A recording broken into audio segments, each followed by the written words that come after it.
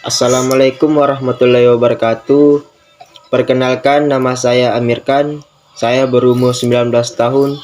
Saya berasal dari Kalimantan Utara, tepatnya Sebatik, Kecamatan Sebatik Tengah, Desa Aji Kuning, RT 01. Saya berkuliah di Universitas Widyagama Mahakam Samarinda, Fakultas Ilmu Sosial dan Politik, dengan jurusan Administrasi Negara, dengan NPM 2163201053. Nah, saya membuat video ini dengan tujuan membahas korupsi. Kenapa sih harus belajar pendidikan anti korupsi?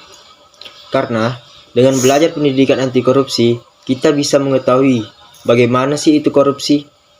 Serta gamblang telah dijelaskan, korupsi adalah setiap orang yang secara melawan hukum melakukan perbuatan memperkaya diri sendiri ataupun orang lain, atau suatu korupsi yang dapat merugikan keuangan negara dan perekonomian negara. Nah, pemikiran yang beredar di masyarakat, korupsi itu tentang uang DPR dan lain sebagainya.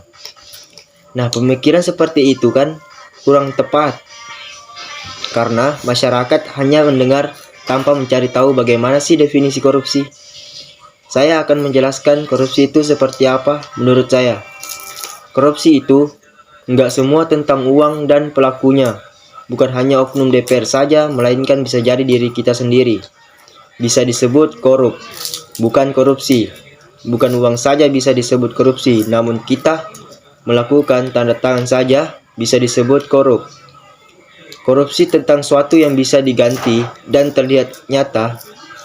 Nah, analoginya itu seperti waktu tidak bisa disebut korupsi karena waktu tidak bisa diganti, tapi bisa disebut korup.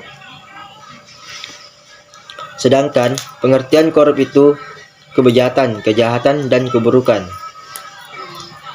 Nah, kita bergeser ke contoh korupsi dan korup. Contohnya yang sering terjadi di negara Indonesia, penggelapan uang negara yang dilakukan oleh oknum DPR yang katanya wakil rakyat kita.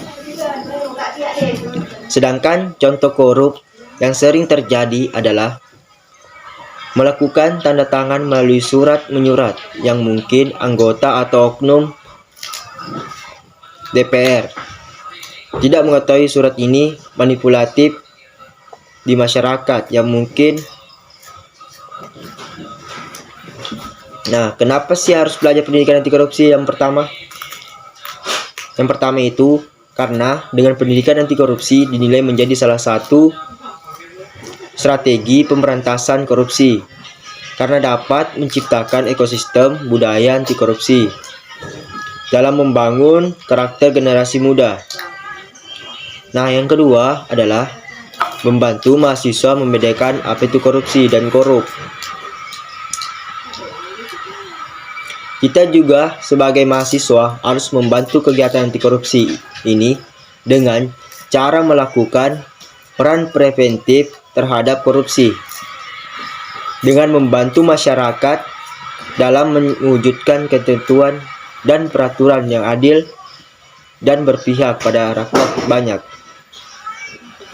sekaligus mengkritisi peraturan yang tidak adil dan tidak berubah pada masyarakat ataupun berpihak kepada masyarakat. Nah, sekian dari video saya.